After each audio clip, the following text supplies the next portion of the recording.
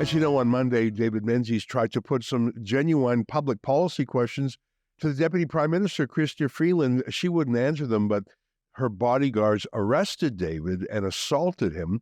The video that our videographer Lincoln Jay recorded has been viewed more than 15 million times on Twitter alone. The Globe, to their credit, well, like everyone else, saw that video and realized it was atrocious. I think literally 99% of observers said what was done to David was wrong.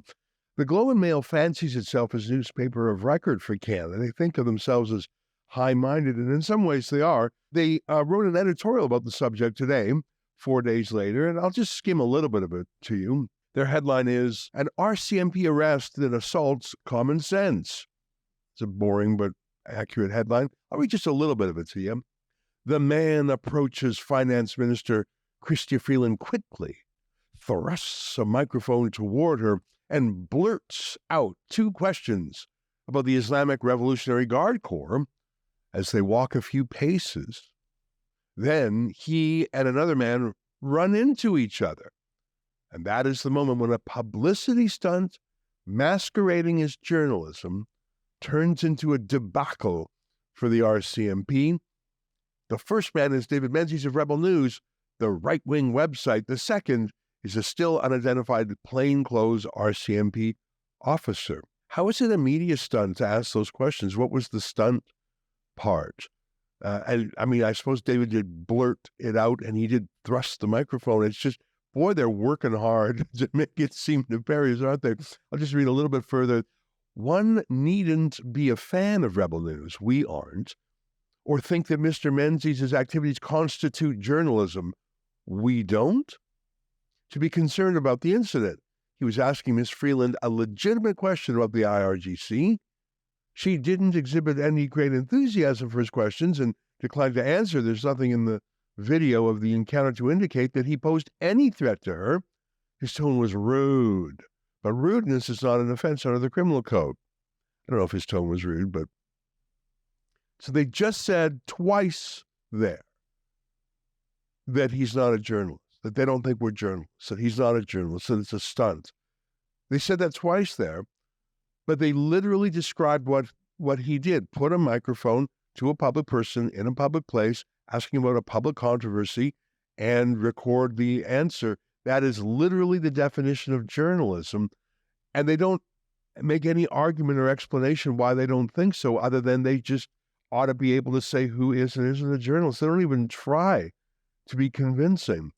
That's sort of pitiful. I mean, yeah, thank you very much for saying you disagree with our guy being roughed up for asking a question. Appreciate that. But holy moly, are they being defensive snobs about it? And then last night, I got an email from one of their columnists, Shannon Proudfoot.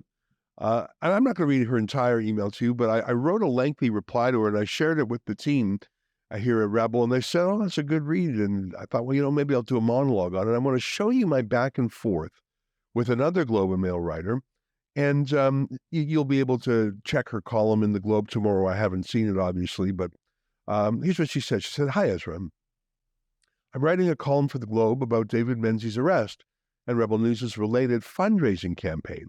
I want to seek a few more details and also give you an opportunity to add comment if you wish. My questions are as follows." Now, it's a lengthy email, but I'll just show you some of it. She says, "How much money in donations have you raised for this appeal?" It's one of her questions. She goes on later to say, "Are there any updates there as far as the grounds on which you expect to pursue legal remedies? More broadly, the position I take in my column," she says, "is that the arrest of Mr. Menzies was ridiculous and should not have happened because it's pretty clear in the video he bumped into the RCMP officer by accident. But my contention is that this is a problem of an over-enthusiastic police officer, not about freedom of the press or police doing the bidding of a strong-arm government. I think it's cynical to suggest it's either of those things, and I will say so in my column, but I wondered about your response to that." Okay. Finally, it's also my contention that Mr. Menzies is not a journalist, and Rebel News is not a journalism outlet, but rather a sort of performance art that generates fundraising. That's not intended as a slur, but a simple statement of my opinion.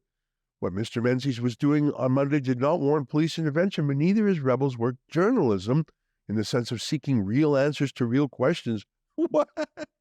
Or even advancing an ideological argument. If you don't think we have an ideology, I think you're missing it, because we pretty clearly do. I realize that's a provocative position that you certainly won't like, and I'd like to give you a chance to respond. My deadline is around noon tomorrow to file for Saturday papers. Thank you, Shannon. They literally describe what David did. They even talk about his question, why is the Islamic Republican Guard Corps, this terrorist group, aren't you curious the answer to that question? They describe point by point how it's journalism, but then they just say, I don't think that's journalism. Anyhow, here's my reply. I'm going to go through it. And in my reply, I linked to a few video clips, so I'll stop and show you those videos here. And I show you this because I think it's fascinating that the group of journalists who regard themselves as the elite journalists in this country, the most high-minded, the most Canadian, they just can't bring themselves to share their job description with a working-class schlep with a fedora who's got a sense of humor like David Menzies. They're so fancy. They just can't stand unfancy people being part of the guild. It's actually sort of sad. So here's what I wrote. I said, hi, Shannon, oligarch. I said, I think it's unseemly that your first question is about money. You work for Canada's richest oligarch, David Thompson, who nonetheless takes millions of dollars in journalism subsidies from the taxpayer every year. Rebel News has no such benefactor, and we don't take money from the taxpayer. And then I made a little joke. I said, I note that Chrystia Freeland used to work for Mr. Thompson, but even he couldn't afford her losses for long. That's the story of what Chrystia Freeland did before becoming an MP. She burnt up tens of millions of dollars in a Reuters Thompson project that just she destroyed a huge part of that company. Here I continue. Crowdfunding. As a rule, we don't disclose the amount we raise for legal battles, as it is privileged information that we do not want the opposing party to know. As well, we don't know in advance how much any litigation will cost, because the Liberal government has shown a willingness to spend anything necessary to fight us. I believe there is little chance we'll raise enough to cover our legal fees. Police misconduct. But we absolutely plan to litigate. Besides being falsely arrested and detained, David was physically roughed up, handcuffed, frog marched to a police car, handcuffed again, and driven away and dropped off at some strange location. Why did they smash his face against the wall? Why did they handcuff him? Is a 61-year-old man with 2 artificial hips, repeatedly saying he means no harm, really such a threat to half a dozen armed police? Here, take a second, watch the video again. Just take 3 minutes and watch the video again. Ms. Freeland, how come the IRGC is not a terrorist group? Why is your government supporting Islamo-Nazis? What? Excuse me. What are you doing? You're under arrest for assault. What, sir? Why are you pushing me? You're under arrest for assault. Who are you? You're under arrest for assault. Police, you're under arrest for assault. How am I under arrest? You bumped into me. You pushed into me. You bumped. I was just scrubbing. I got my credentials here, and you just bumped into me. So excuse Police, you're under arrest. me. What is your name and your badge? What is your name and your badge? You've been told you're under arrest. Why am I under arrest? Come on over here. We've got a couple of He blocked my way. What? I was just scrumming Chrystia Freeland. I'm a police officer. You're under arrest. What is your name and your badge number? Assaulting a police officer. How is that possible? Okay, because You assaulted me 3 years ago when blackface was happening. that was very aggressive. What was happening? You mean I was asking questions aggressively? No, your actions were. You were almost pushing everybody over. That's how it appears. Lincoln, you got this on video, right? He's saying I'm pushing people over? Yeah, That's an absolute falsehood. There were feet were shuffling. So now it appeared that way. That's what you're saying, officer? Well, It appeared I that's was what I pushing saw. people. Well, that's what I didn't saw. touch a single person. That was a little bit aggressive for what was happening. Get that. You're under arrest. Please Okay. take the microphone out of my face. Well, I'd like an ongoing record of this. Can I have the microphone? Can I have the microphone? Can I have the microphone? Can you give? I'm not officer. Take your hand out. Why am I under arrest? I'm just doing my job. Resist. You don't need to resist. I don't know. You don't have to say anything. You know the drill. I have nothing to hide, officer. Welcome to Black Faces Canada. This is what they do to journalists. I was merely scrumming Minister Freeland, and a RCMP officer blocked me, and evidently this is now a trumped-up charge of assault, folks.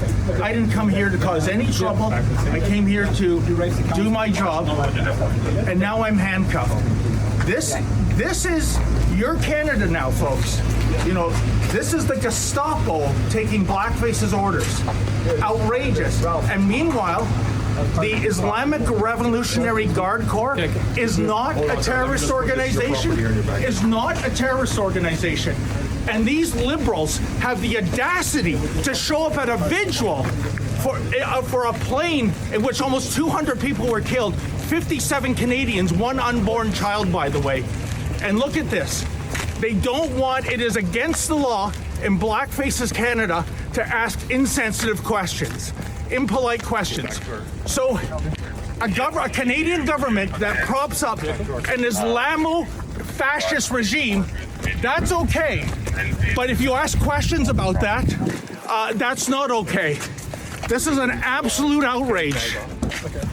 I didn't come here to cause trouble, folks. I just came here to ask questions. You're gonna have to back up a little bit, okay? They're conducting an That's my cameraman, sir. He's not doing anything. No, I just want to provide some space so that everybody's safe here, okay? You know, the police later admitted there was no reasonable basis for the arrest, but they gave no apology or even an acknowledgement of wrongdoing. And did you see Chrystia Freeland? It's unthinkable that she let such physical and legal abuse slide had it been a favorite journalist. Here's her when she was asked about it. What do you make of your security detail arresting David Menzies? So I want to start with what was important about Monday. And what was important about Monday, January 8th, was that was the 4th anniversary of a date that I think forever needs to be marked and circled in black on the calendar of all Canadians. It was a tragedy for Canada. Canadians were criminally murdered. And I want to say to the families and loved ones of the people who were murdered that Canada remembers, Canada will not forget. And that's why I was in Richmond Hill. Marcy was there too, to show that this is a Canadian tragedy, that Canada remembers and Canada will not forget. On the incident, as you guys know very well, Canada is a rule of law country. Canada is a democracy. Operational decisions about law enforcement are taken by the police of jurisdiction. Quite appropriately, political elected officials have no role in the taking of those decisions, and that's why I don't have any further comment. Benefit of the doubt, you pose a theory, I wrote to Shannon Proudfoot, that this was a lone, overenthusiastic cop. But it wasn't just one cop, was it? And it wasn't quite as accidental as you state. Watch the video again closely. The bald cop maneuvered himself into place, deliberately moving into David's way. And then he and another bearded cop immediately lied about it. And not one of them said, guys, it's no big deal. He just brushed up against you inadvertently. Freeland didn't say that either.